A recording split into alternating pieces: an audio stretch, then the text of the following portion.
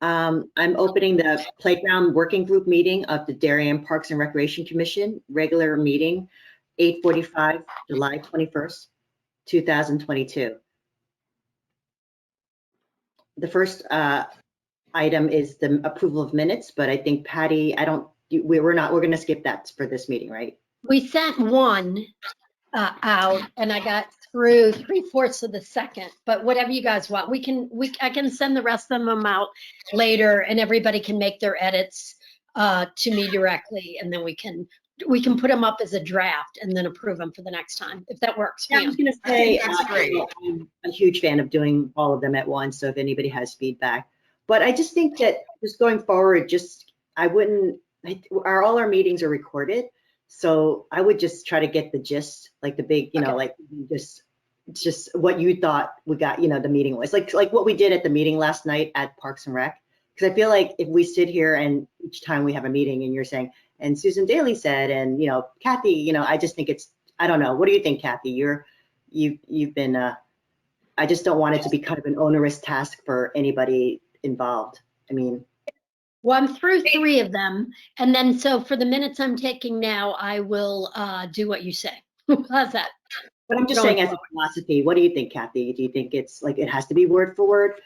No, I don't think it has to be word for word. I think if we have the big concepts, it's fine. I think it's from a transcript standpoint, they already have the transcript. Got it. And we can refer to this transcript at the end, Patty, and that should do it. Okay, thank you. Because I feel like in the past when we used to do very good minutes, it's before we started going on TV and recording them and doing all this stuff. So that need is kind of, with especially all our meetings being virtual, it just makes it easier to deal with it that way. Anyway, so let's go to the next item, which is to welcome our guest, John Hollerbach. He's the president of Creative Recreation, and he's going to present his design and layout for McGuan. Thanks for joining. I just want to add too, I have a history with John. I've been in this industry for 26 years. And when I first went to North Branford after Westbrook, Connecticut, John did an incredible playground for me at North Farms Park. And just recently with the new director there, she reached out to me and they replaced the one that I had done. So I guess it must be 20 something years ago. Now that I've been in Darien for 7, and he just replaced that one. I had a friend drive by and say, oh gosh, the playground at North Farms Park looks so great. It's got this huge tower. So it just, it made sense for me I reached out to John and asked him if he had done it, and he did. So I thought it would be great to introduce him to our group and to give him an opportunity to show what he might do with the McGuan. Welcome, John. Thank you very much for having me. Yeah, I have a long history in the industry.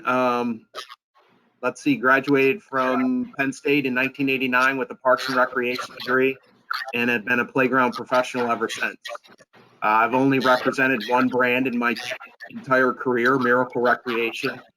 They are the oldest and largest manufacturer in the industry. They invented the merry-go-round in 1927, and it's been quite a ride to see how the industry's changed. 1 second, John. Can everybody mute themselves, because there's a little bit of feedback and I don't want that to distort the recording we make of this meeting. Thank you. Go ahead, John. Sorry about that. Yeah, that's okay. So it's been a pleasure to be involved in the industry with such a great manufacturer. And the industry's evolved, as you know, year in and year out. There's constantly making changes. The biggest change, I think, really that hit our industry was in the early 90s with the addition of the American with Disabilities Act and kind of looking at playgrounds and accessibility. So every playground that we design now has to comply to all the Consumer Product Safety Commission guidelines and regulations, but they also have to meet the minimum standards for the American with Disabilities Act.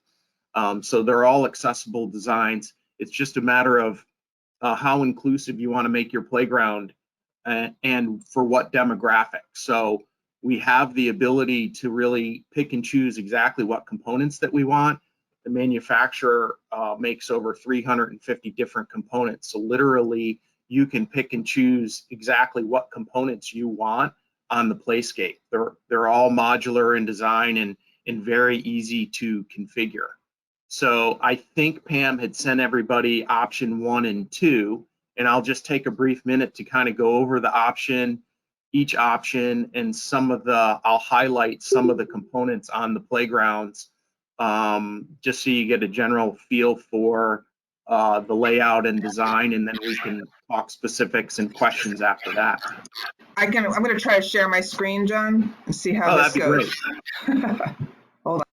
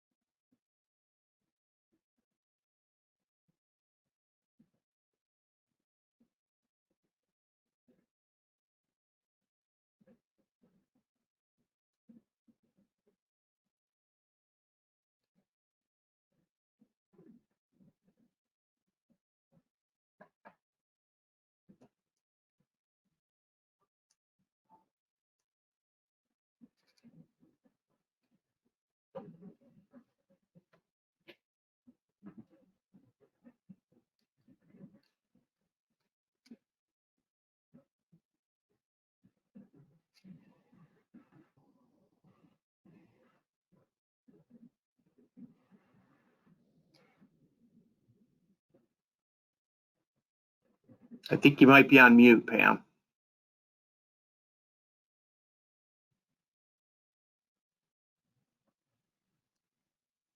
That's the only one I put all of them on my desktop, but I'm only getting this one. Can you see that one? I Or can. is it behind? Okay. Can we just start with that one, John? Yeah, absolutely. So that's option 1, and it's in the existing footprint. You can see there's a 2 to 5 structure and a 5 to 12 structure, as well as a swing set. And we've added a couple of cool different new climbers, the upstop climber, the terrain climber, there's a shuttle climber. We tried to put in some ground level accessible play panels for some interaction. If anybody has any mobility issues or might be in a wheelchair, it's nice to be able to have activities for them to do at ground level. And the larger playscape, which is the bottom right-hand corner, that's for it's larger in size, but it's for the 2 to 5 year olds. Has a roller slide, and again, that a slide is a slide. However, with the roller slide, it gives a different sensory experience. So if there are children with disabilities utilizing the playground, that's an element that having a different sensory experience while sliding is important.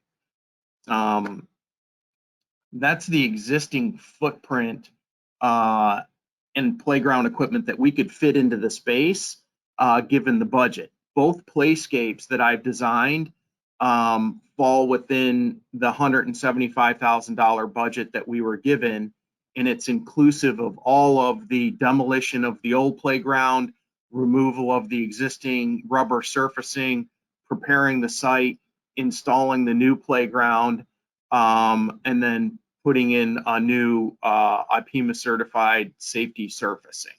And that surface we had proposed using a poured in place surface as opposed to a tile surface, just because it's doesn't have any seams. It's monolithic in design and pour, so it's seamless and very easy for somebody that has any type of mobility issues to move freely across the surface. And it can be done in different colors and different designs as well, so it can kind of brighten brighten the playground area. So that's kind of option. Sure. John, if I make you presenter, can you share your file of the rendition, the color rendition? The rendering. Yeah.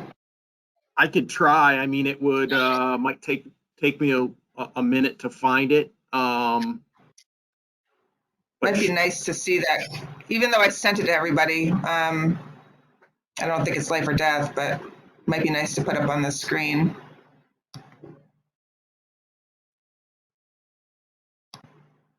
Sure, let's give it a go. Yeah, so I made you presenter, so you should be able to share your screen.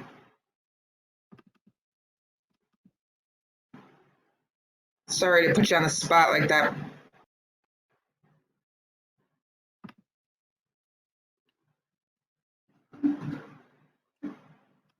So within this platform, is there, do I need to put it on my desktop, or can you see that? Because I do have the image up, but I'm just not sure exactly how to. Yeah, no, it didn't change. I think, is there a share button on your screen? Pam, you're still listed as a presenter?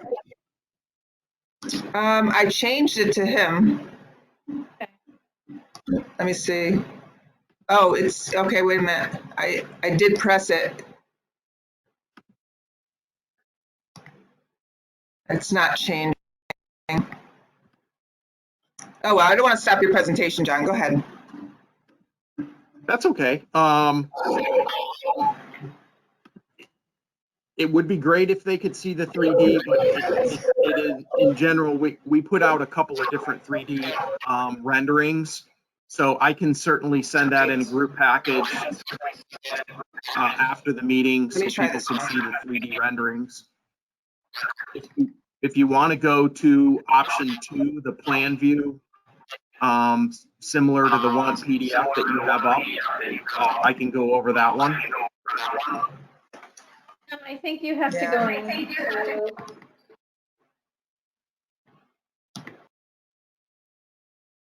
give back noise.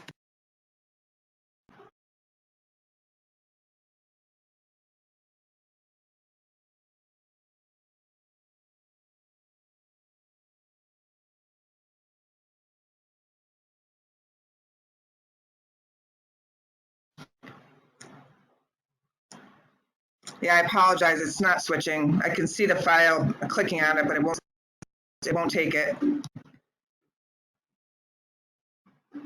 Does everyone still have the Sorry email? about Because I that. have it and I'm looking at it. I'm looking at it as he talks about it. So I can resend it to everyone so everyone can look at it. Does I'm everyone looking still at have the email that Pam sent? I have it. I'm looking at it. Yeah. Yeah, I just said the same thing. I have it in front of me too.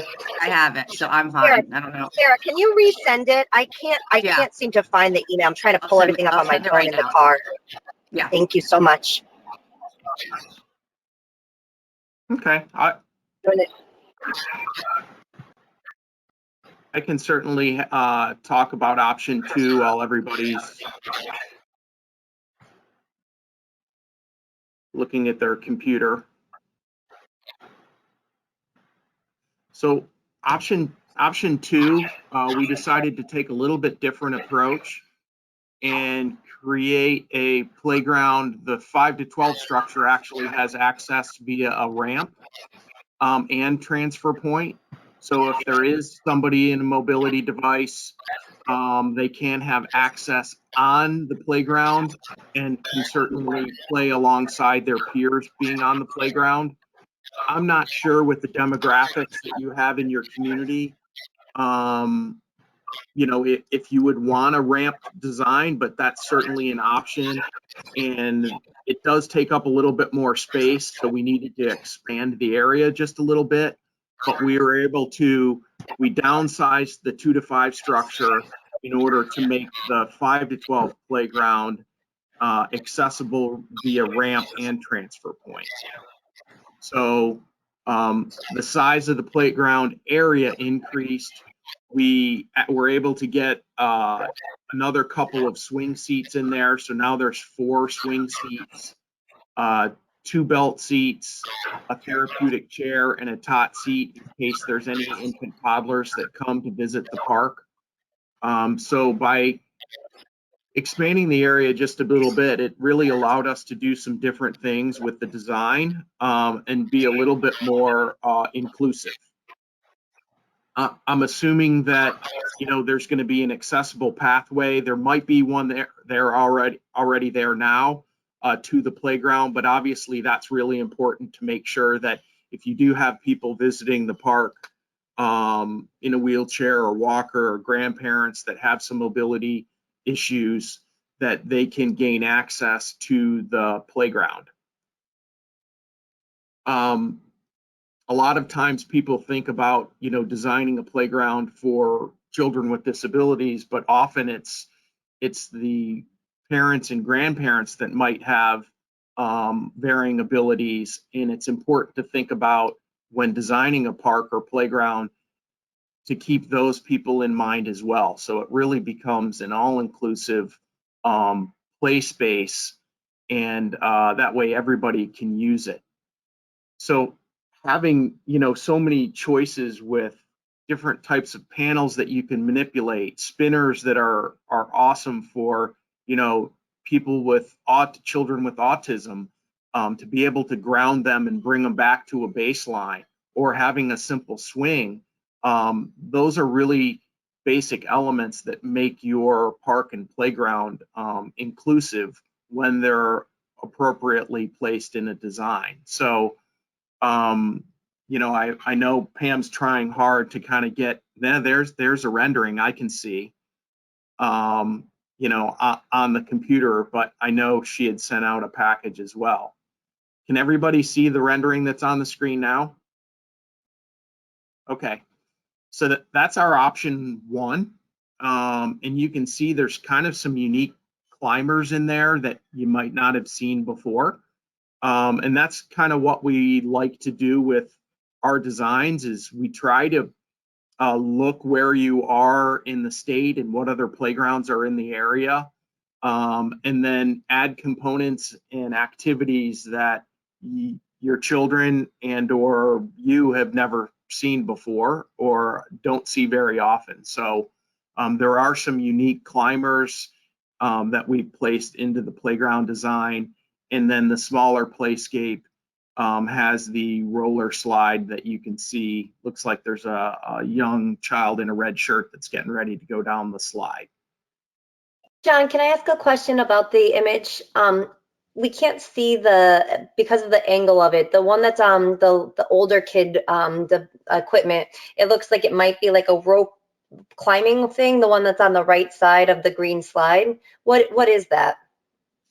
So that is, it is a different type of climber, if you will. It's called a terrain climber and an upstart climber. And both the terrain and upstart have elements of vertical and horizontal ropes, but there's also fixed panels. They're blue with like a tan handhold. So they can pull themselves. They'd be standing on a rope, and they're traversing that climber to gain access from ground level up to the deck or platform level of the playground.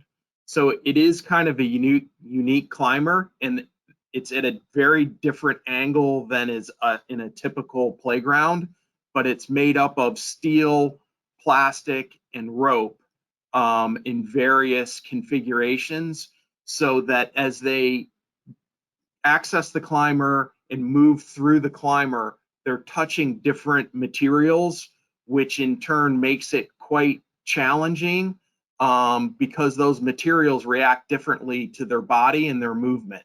So it's really kind of a unique climber that offers ground level play, but gives them access to elevated play as well. There might be a different angle that Pam has. I'm not sure if she can, show that to you. We had sent a few different views that maybe gives a little different perspective of that climber. I can also send a link out after the meeting to our online catalog that has all of these components, pictures in our catalog, and you could kind of flip through there.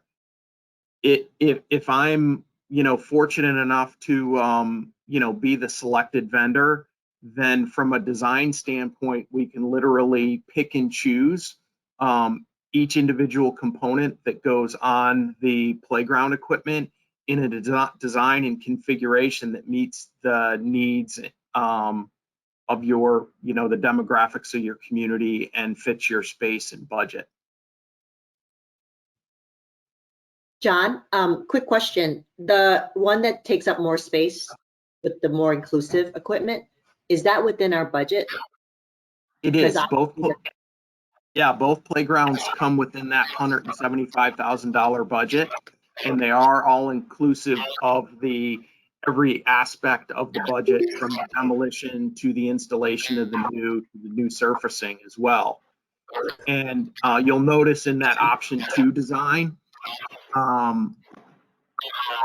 the 5 to 12 structure is linear in design. It's a little bit bigger, so we had to make some concessions with the 2 to 5 playground for the younger children to kind of get everything to work within your budget. And having said that, we were able to add some additional swings though too, just because of the way the everything got configured. You mentioned spinners and things like.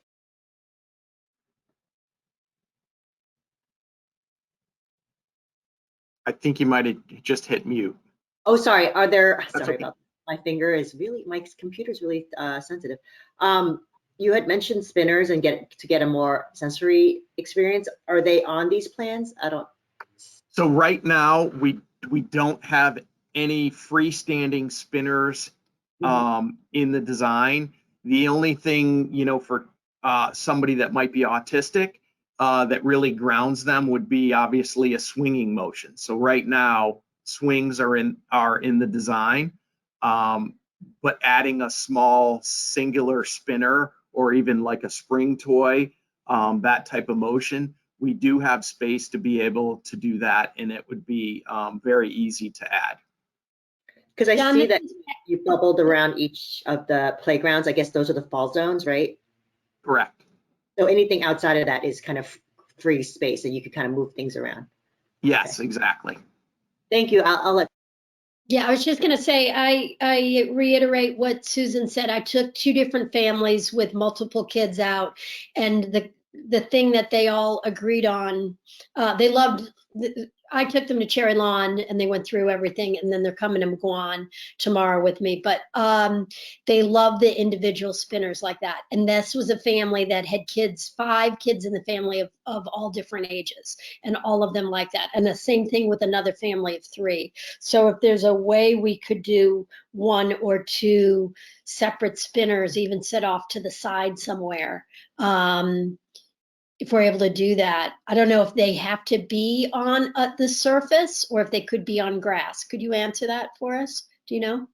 Sure. So any of the spinners that I've seen in the industry, because it's an elevated component, it would need some sort of safety surface underneath the spinner itself. So we could fit them into the space, but it would need to be within the protective surface. I guess Even I have though a they're question. low to the ground? Even though they're so low to the ground? Yeah. Okay. Okay, thanks for confirming. Oh yeah, absolutely. Now, the spinners that the children seem to love, were they an individual seated spinner, or was it a multi-person spinner? Individual. That they would There's a individual. yellow one and a red one at Cherry Lawn on the Okay. edge of the children's, the smaller children's playground. And the big kids even come in, bigger kids than say 18 months to 2 or 2 to 5. Bigger kids even come in there and love that. So that was kind of something I kept hearing from a variety of families. They look Okay. like pups. John, you know, like the cup spinners, and they're kind of Absolutely. at an angle, so, you know.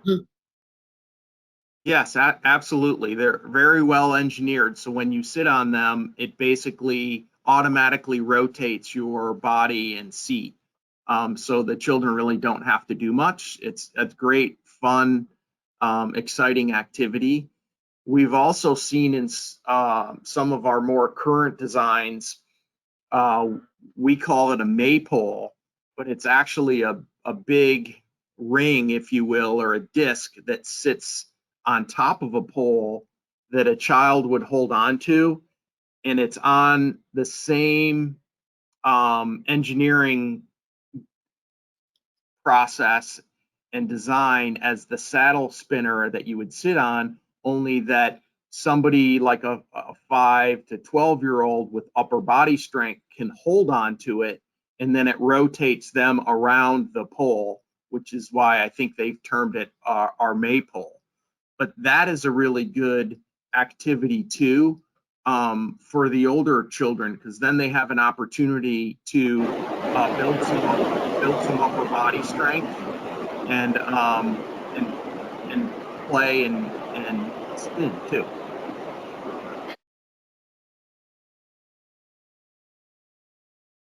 Oh, Alyssa, I think you just went back on mute.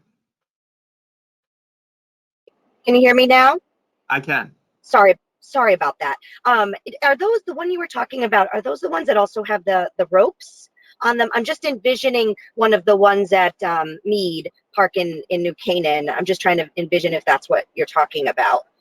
It doesn't have ropes, but we do. There are what cone climbers and spinners that they can climb on, and then the whole device moves. With the Maypole, it's just a simple ring around a pole so that they stand up and hold on to, and then it's engineered in a manner to which it rotates around the pole. Sounds great. But both are available, and they're excellent. They're excellent devices, and it definitely adds another element to the playground. So can everybody see I have the second one up now, finally? Second option. Do you have the ability to zoom in on that, Pam? You're asking miracles. Let's see. Maybe hit the plus button up by the 51%. Yeah, I'm having, okay, now I see it, yeah.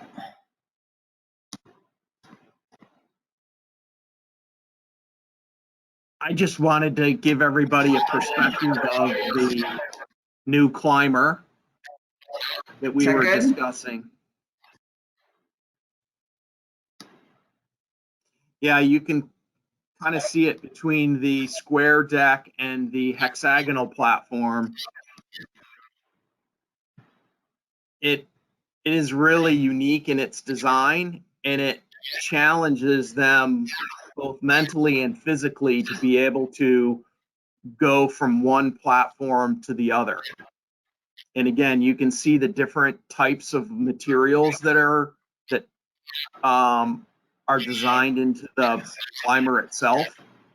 And those different materials give them a different sensation, but it also gives them different movements as they go from one side to the other. So obviously you can imagine standing on a fixed, post is not a problem, but the minute you step on to a cable that has some movement and you're holding on to something that another cable that has some movement, it becomes a different climber, and it's much more challenging.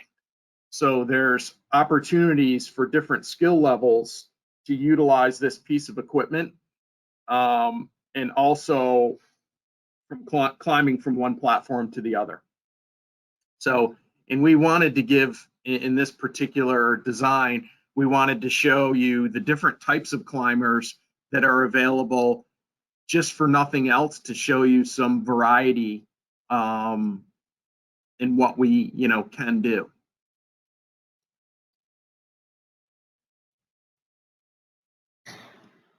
John, do you happen to have a photo of the North Farms playground? I just heard so many things about the tower and the element of challenge there. Wondered if you might have something like that.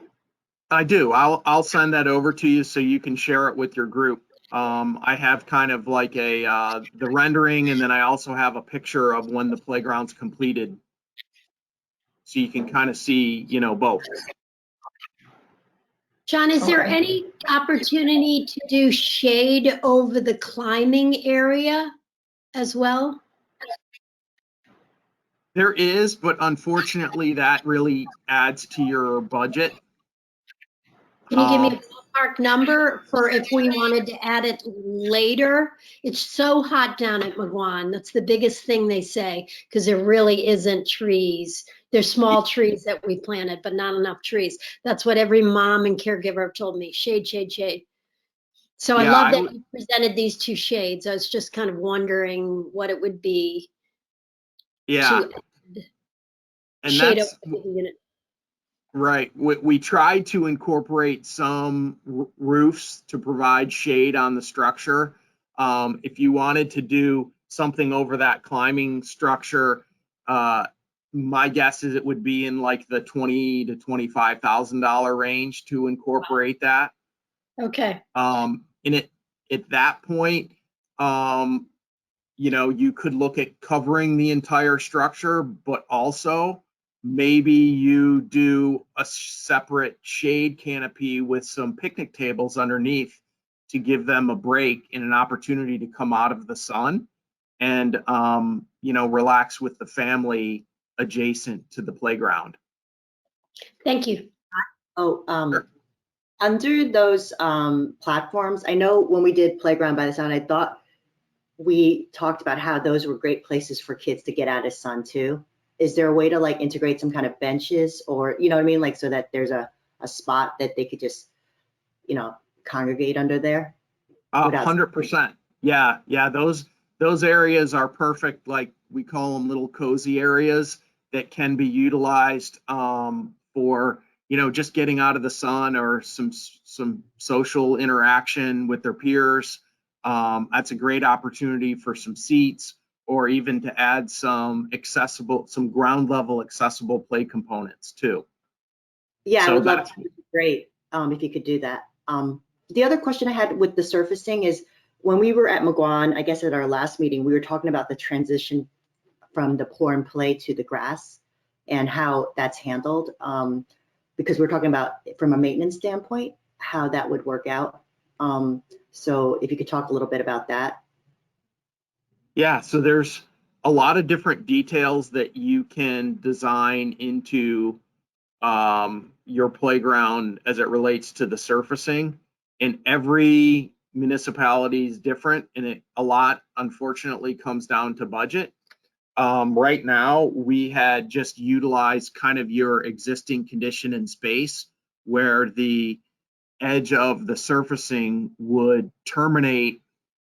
I'll try to describe it down below the level of your grass.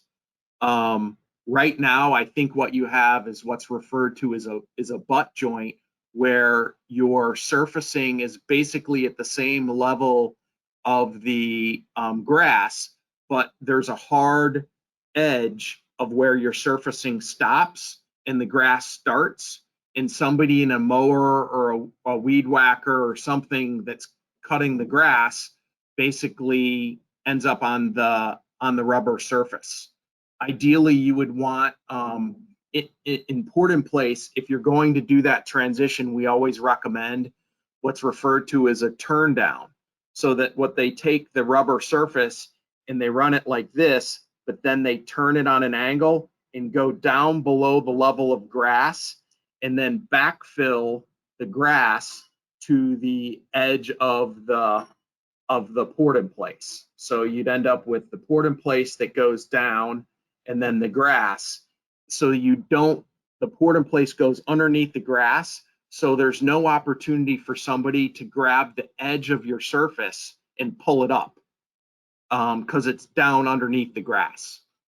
I think that's what we did at Weed Beach. We kind of did do that, like it kind of comes down and then, you know, the sand kind of goes on top a little bit and it doesn't ever grab, like you were saying, grab the edge. It's more gentle, I Yes. think. Yeah, And it's easy for wheelchairs to kind of roll up to it. Like if you were like coming, I don't know, for some reason you're coming through grass for some reason or something, the transition would be more gentle. Like they would be able to wheel themselves up, right? Or even with a stroller, right? To come up on a more than a huge bump up. 100%. That way it's kind of all at the same elevation and design, very seamless and easy to roll from one surface to the next. I've seen some playgrounds that we've done where they'll put some type of visual barrier there or border. It could be a concrete curb, it could be a recycled plastic curb, it could be a wooden timber, and that gives a visual barrier, but it also allows somebody to use a mower or a weed whacker to trim the edge of the grass without getting on the edge of the playground surface. It's still installed with a flush condition so that it's uniform where the grass and the rubber meet the same at the same elevation. The only difference is there's maybe a curb or something in between, but it's all at the same elevation. One more thing I wanted to clarify was that the larger space, it is the bump out towards the playground. I mean, towards the parking lot, right? To make it more rectangular. Just want to make sure that was what we were talking about. Thank you. Yes. And this rendering here, could you just identify the ADA related parts of the playground? I see the swing, but are there any other parts in this rendering that would be ADA accessible? Yeah, so both playgrounds are ADA compliant. The large structure that's connected, there's actually a child in a wheelchair that's on the ramp structure. So there's a couple of different play panels that are accessible that they would manipulate. They're blue in design, but also there's a transfer point that the person in the blue shirt and blue shorts is walking up to. So those two elements create an accessible design, and the two panels, if you will, on the structure are accessible, but also that slide, the green slide on both playgrounds are accessible, but the green slide that's steep, that's on the left-hand side of the rendering, a little girl in a white top is exiting the slide. It's steep in a singular slide. That's accessible. There's a difference in elevation there of 12 inches, and that would permit somebody in a wheelchair or a walker to transfer onto the square platform and go down that slide. The slide itself, the platform itself, that square has two blue mesh wire enclosures. And that would be a sliding element. But all of the slides, the climbers, and the panels themselves are accessible via transfer point and wheelchair in the big playground. And then in the little playground, it's accessible via transfer point. So, and then as Pam kind of zooms in and out, there's some things that are at ground level too that are accessible that somebody in a wheelchair or walker or just is walking across the surface can manipulate. Like there's a bell, there's a steering wheel, there's a panel at the ground level. You can't necessarily see it in this particular view or rendering, but it is accessible. I'm hearing a lot about musical too, like along with the tic-tac-toe that we have at some other places. If there could be something low that allows, both special needs and able body, or whatever the appropriate term is, all sets of kids really loves hearing a little bit of music. So I don't know if that's a unit that we could put in below. Not even a unit, 100 you know, play stop. Yeah, 100%. And it could be either integrated into the playscape at ground level, or it could Yeah. be freestanding out into the open space. The only challenge with music and those type of instruments is a lot of times they come with mallets or things that they would use to strike the instrument, and then those mallets become a maintenance issue because they always seem to disappear. So I might design and recommend some things that will create music but are a little bit more passive, and that they could use with and manipulate with their hands versus striking it with a mallet to keep the maintenance down, and then the frustration of the parents when they come to the playground and the mallet's gone. Yeah, great, thank you.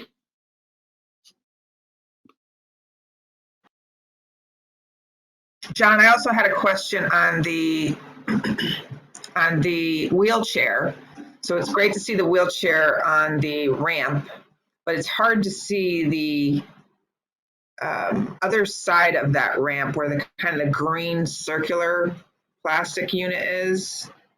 So because, for instance, the wheelchair looks like the ramp just ends there. That looks a little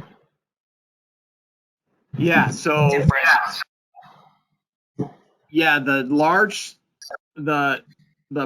square platform that connects to the hexagonal platform down the roof, those are only accessible via transfer point. So in order to get a wheelchair to the other side, we would pretty much have to use your entire play space to get up to that height with ramps and connect it with ramps. So I wanted to design something with a ramp that would allow a person that is in a wheelchair or mobility device to be able to play on the playground with their peers, but it is limited to how far they can go with the chair or the device. So that's a very good observation, Pam, that we're limited. So, and that kind of opens up our discussion as to, do we want a structure where a person in a wheelchair or walker can go to the highest platform, or do we need to sacrifice a little bit and maybe have those higher components only accessible by stairs and transfer points in the design?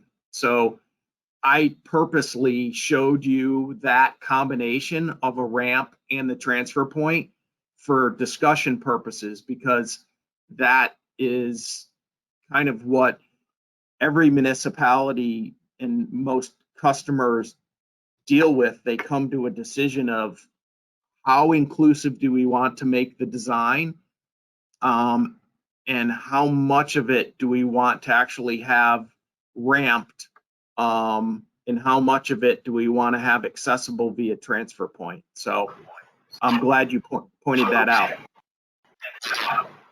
Yeah, I think personally, go ahead. Now there's a delay. I just wanted to know how you describe a transfer point for the rest of us who don't do this daily. Sure. Kind of in the about 9 o'clock on our drawing, there's a little boy that's going up a set of steps, has blue shorts on and a blue shirt. Looks like Pam's kind of zooming in on it now. That transfer point is what our federal government says is a minimum requirement to make a playground accessible. And that is nothing more than a set of steps that are extra wide and extra deep, so that a person in theory that has mobility issues can easily access an elevated playground or play component.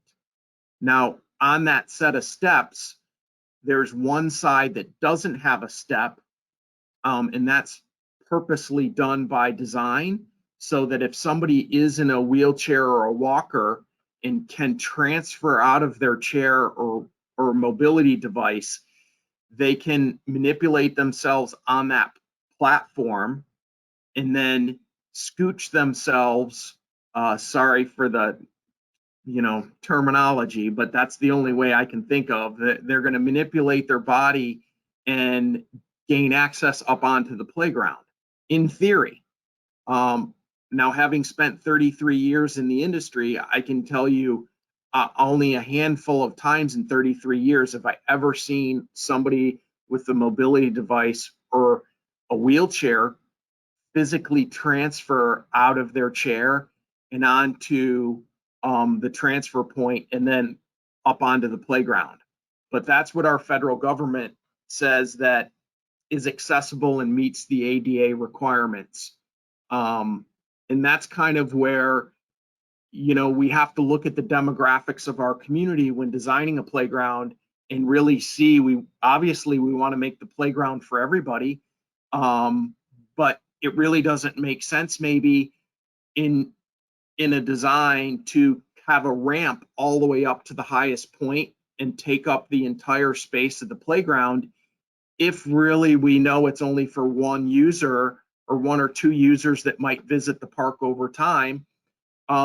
Maybe we don't spend all of our money on ramps. Maybe we try to create an inclusive and accessible design, accommodating really everybody and all the users that are coming to and utilize the park. And that we can easily do that. We can do that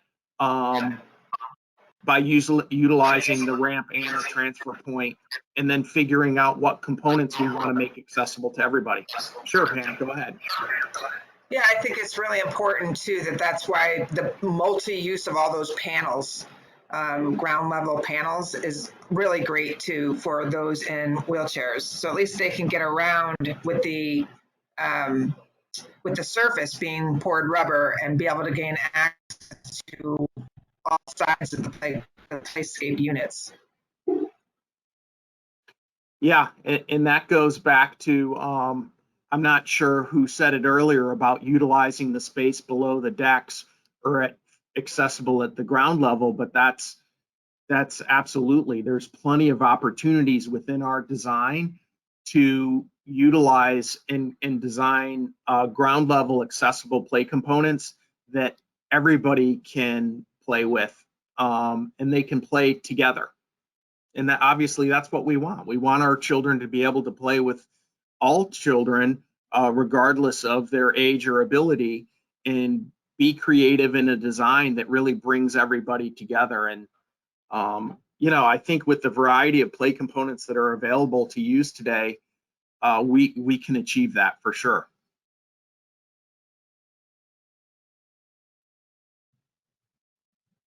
So basically, John, just to clarify, so if like someone wanted to go down that slide, they'd get on that platform, right? That's at number 36, like 3 feet high, right?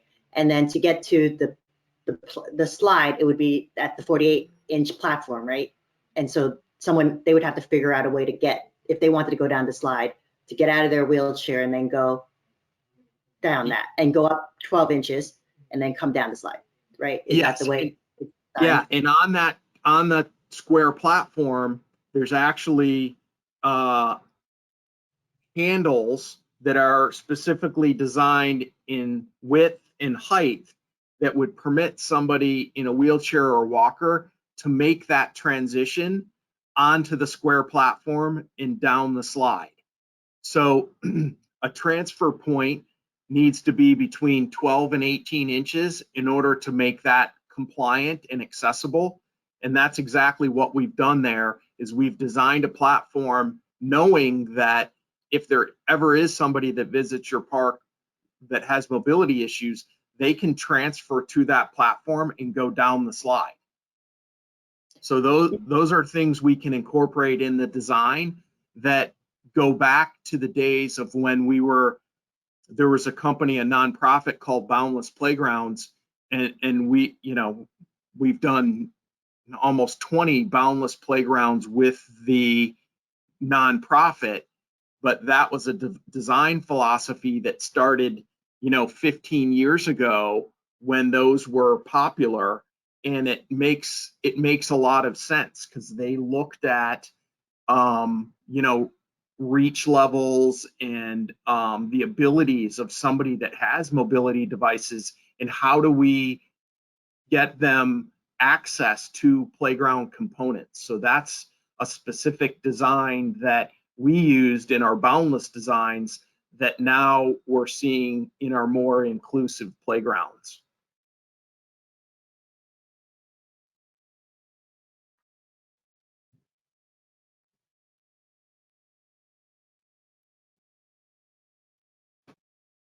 Susan, you're on mute. So sorry, I had just muted myself. So if you had mobility issues, right, why wouldn't you just opt to use the ramp instead of these transfer port stairs? Do you see what I'm saying? Most people John, would prefer, yeah, most people would prefer,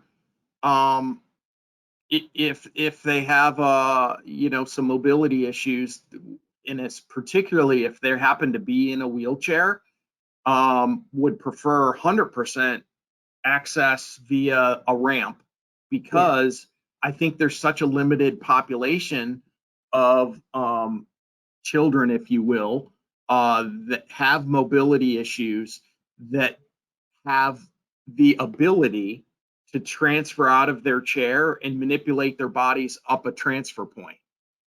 So, like would you be able to put like a slide where that transfer step is, so that the person in the wheelchair could just shimmy down another set of slides without hitting the 12-inch, like going up that 12-inch platform to go to the other slide? Do you see what I'm saying? You could, however, let me walk you through what that might look like, though. Is they're in their chair and they're elevated, and now they're going to have to get from their chair to the ground and then go down the slide. And that opening that they have to go through to go down the slide, creates an opportunity for that chair or device to kind of, a wheel could go off of that edge. So it kind of, in theory, yes, you could design it that way, but from a safety and design perspective, we don't see it very often. Well, now this is why we need you here, because you're able to figure these things out and not as a layperson, just think out of the box. But this is really helpful, actually. But I do like the transfer stuff here, because it gives, like, other kids are doing, people work at different speeds and stuff. Some people like to run upstairs. Some people like to mosey on a path. So I like this, having the transfer steps, that transfer area isn't the worst thing, I think, because it gives more kids ability to get to a space.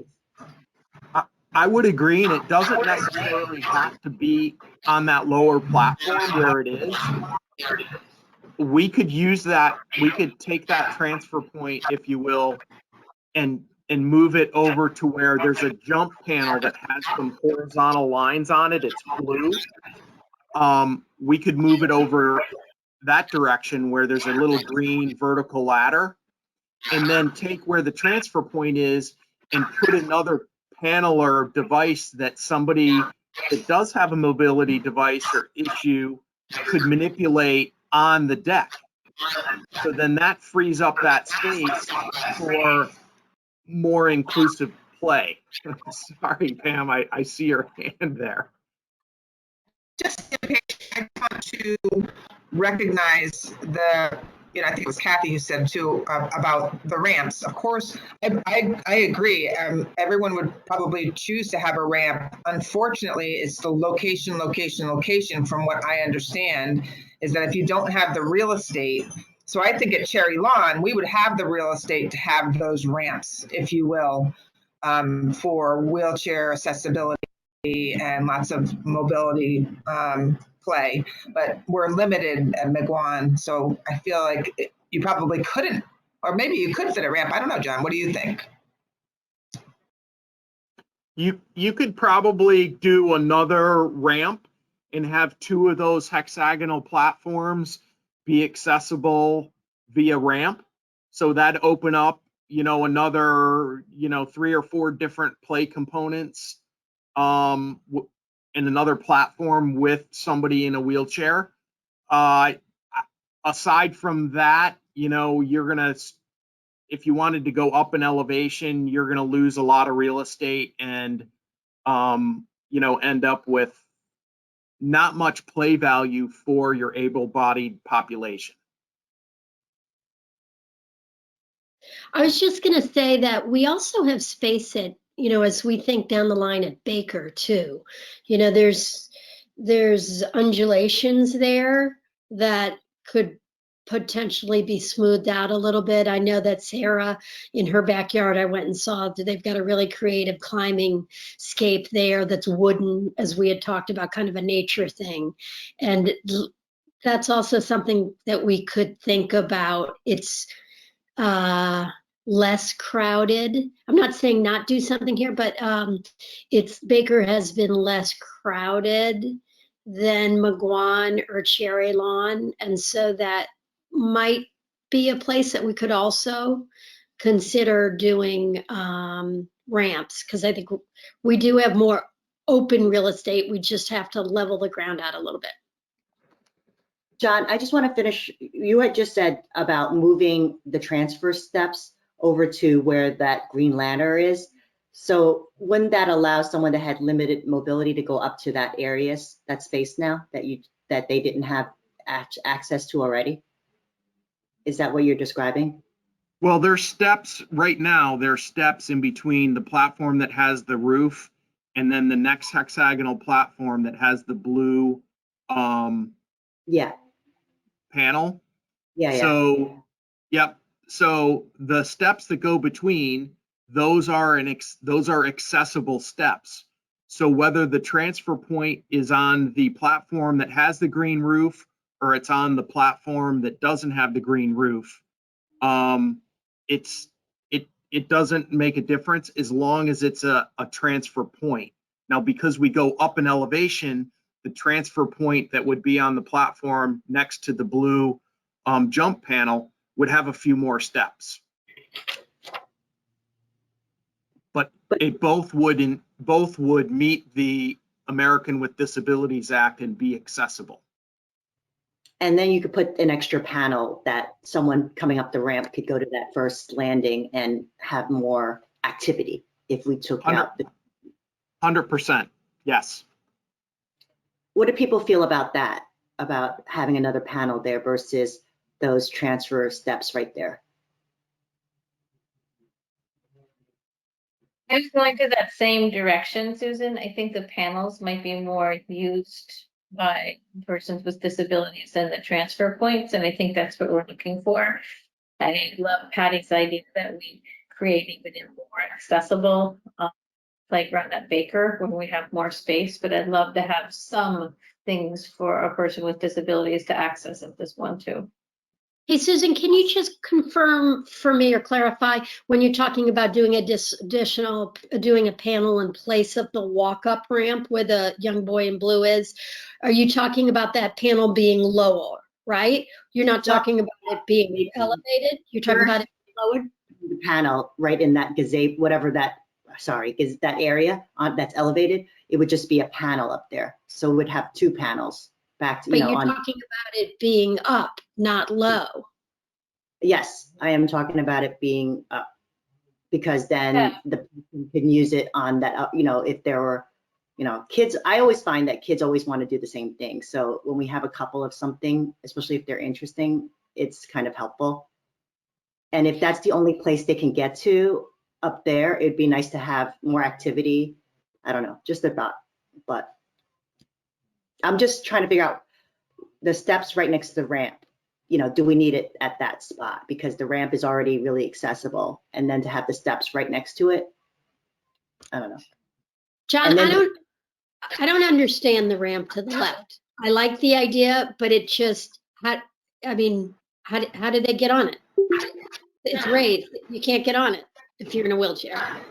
So There's no. so that area would be graded and designed in a manner that they would come right off the pathway and right onto the ramp in a wheelchair. So that would be a flush elevation or a flush condition.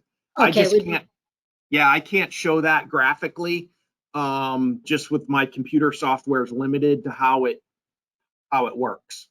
okay. Thank you for confirming that. That was my big, okay, I get it, but then there's the step up and they can't do Yep. it. So thank you. Yeah, so What's that would the be elevation? What would be the elevation? so it would be the same elevation as the pathway.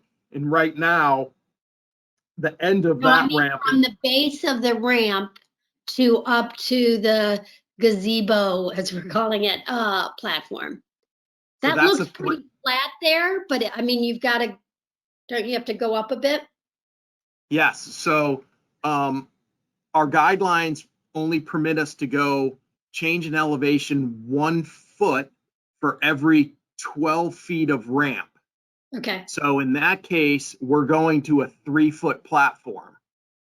So that platform with the hexagonal roof, green roof on it, is 3 feet off of the blue surface if you were standing at ground level. that's what I needed to know. Yeah, and you make a good point, Patty, that if that transfer point's there, not there anymore, and we put a panel elevated, now that leaves the space below an opportunity that we could put a panel at the ground level too.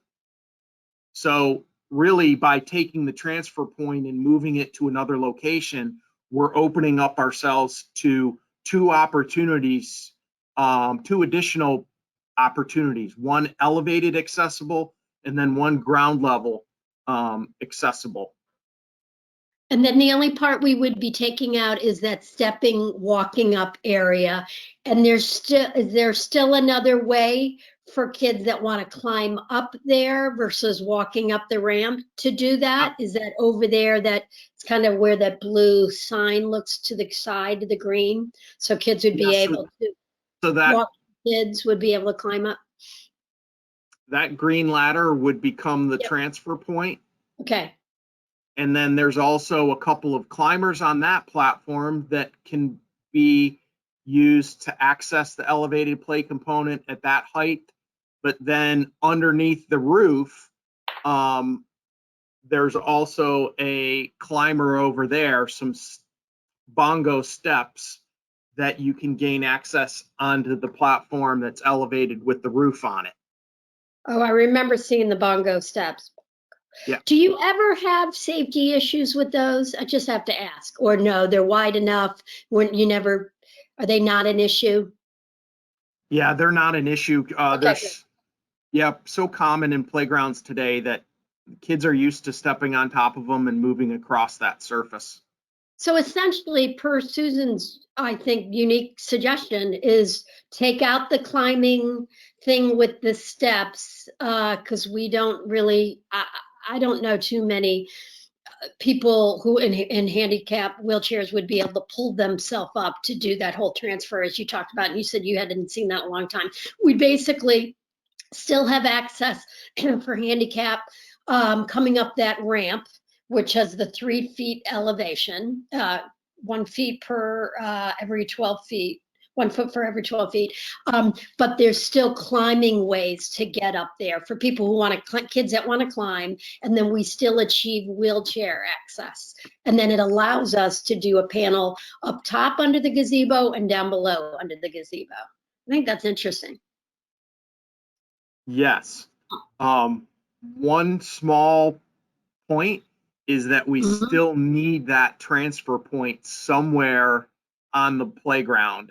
And I would move it over towards where the ladder is next to the blue jump panel, because we have so many components on the playground, both elevated and non-elevated, that you still have to gain access via transfer point.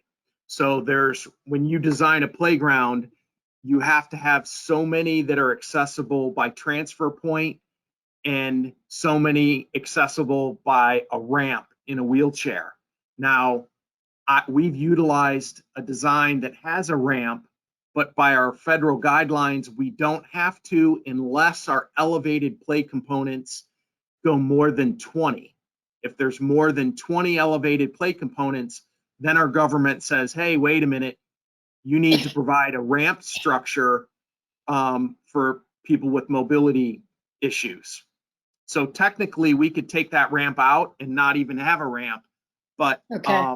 I had proposed using a ramp just so that for illustration purposes and to open a discussion for our design, because I think it would be, you know, a little bit more inclusive if we had one. You know, why not? And it doesn't cost that much more money. What's the length? So you told me the 3 feet off the blue surface. What's the length of that ramp? So 12 feet, it's 12 feet long, and it goes down 1 foot in elevation for every 12 feet. Mm-hmm. So that entry point, if you will, that's where we would create a berm or a way to connect the pathway at the same elevation as the ramp, so somebody can go from the sidewalk to the ramp. John, So I don't mean, go ahead. Yeah, go ahead. I'm just getting to, we have our meetings are scheduled for 1 hour to get everybody back to the next things they need to do. But Sure. I just wanted to double check if anybody had any other, like Sarah or Alyssa, if you had anything else you wanted to add before we. No, I think this is a great rendering. Sarah, do you have anything you want to add? So I think I want to add one thing. Okay, go ahead, Pam. Yeah, I just want to add that the last time we met, we all agreed that we felt that we also wanted a unit to be quite challenging for the 5 to 12. We didn't want to lose that element of challenge.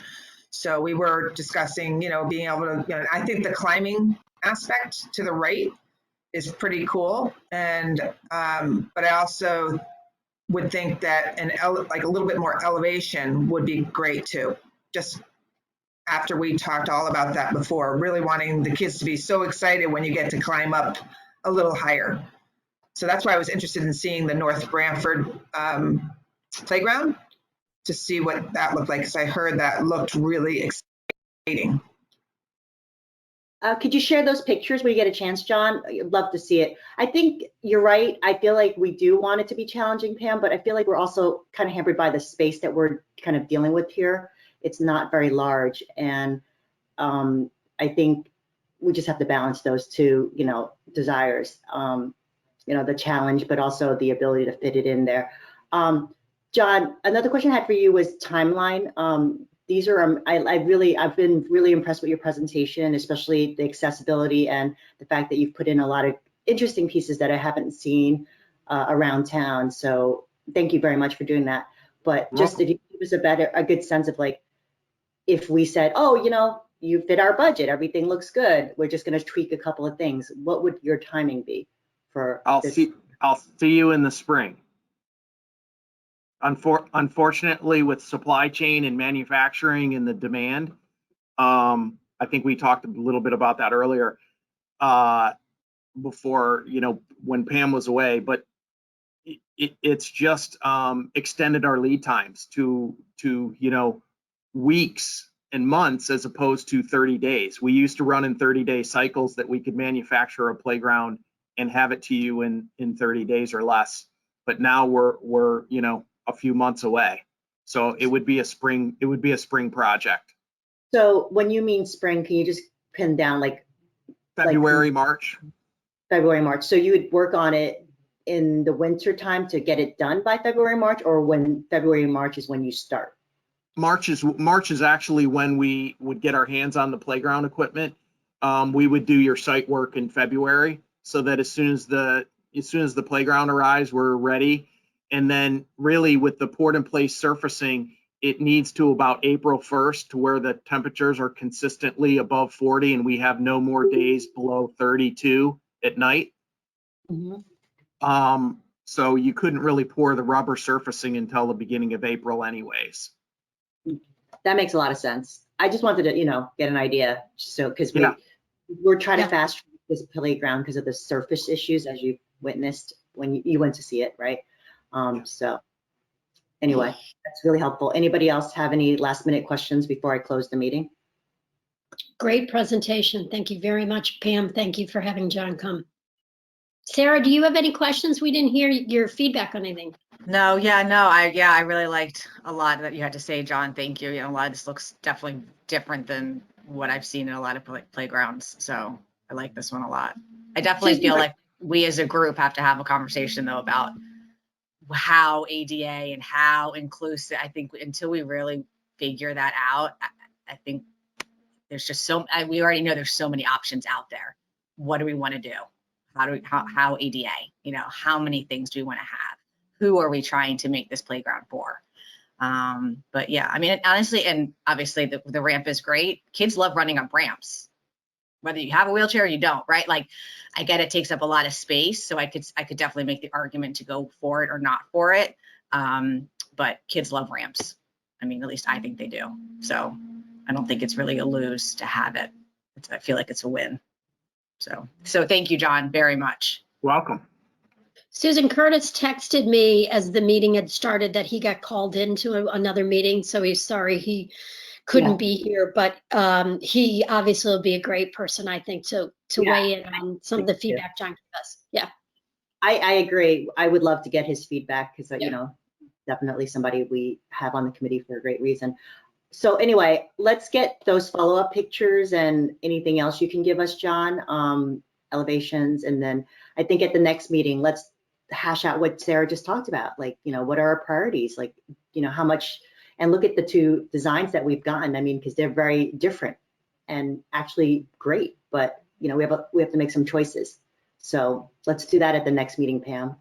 Compare and make sure everybody has all the materials. And if we could figure out a way to make sure, if you could share your screen so that everybody can see them, in up close, that's helpful. But I do encourage people to print them out if they can. Sarah, do you have a thing to add? Sorry, yeah, I know that at our last walkthrough, sorry, this doesn't involve John, but Pam, I know we were going to try to find out the cost or the idea of, can we make the playground bigger so that it's a normal shape, because that also plays in what can we do, how much do we have to spend, right? I think we were going to find out from John said that we could include that in this larger option he's includes that already. Okay. That's what my And understanding. yes, I did talk to P&Z. P&Z will have to get involved in terms of, I'll tell them exactly where we want to go out to. They'll come out and take a look at it and guide us from there. But the bump out part, right? Not the part like just where it's already flat towards the parking lot, right? The bump out part. And then we also talked about doing some type of bushes, small bushes or fence or something that delineated to make sure the kids, there's a little bit of a barrier from the parking lot there too. And that's a separate thing, and maybe we can fundraise for that. So yeah, that's a good call, Patty. I agree. Okay, so let's do that. Thanks again, John. Thanks everybody that's still on. Appreciate your time as always. And we'll see you in a few weeks, I think, right? Thanks, Pam, Pam. did we have a set? What's the set meeting? Yeah, what's the next one? Because it's August. And Yeah, we're not meeting commission in August, but I don't have it in front of me. okay. But in theory, it would be. Yeah, I don't have it in front of me right now, but I'll send it out. Okay. It's in August, about 11th, mid-August. But if that's a tough time for people, we could push it in. Let's talk about it, because I know people. It's getting pretty important, as John said, depending on who we choose. Everybody's having ordering issues. So if we're going to focus in on the spring of 2023, we got to get busy. Okay, well, it's virtual, so we can meet someday, right? Why don't we try to do that? Right. And get all the information from everybody and figure out our priorities. Okay, sounds fair. I think we made great success. Thanks. And thanks for all the feedback. Really appreciate it, John. Yeah, it's awesome. Oh, we dropped him. All right, bye, everybody. Thank you, bye, guys. Good day.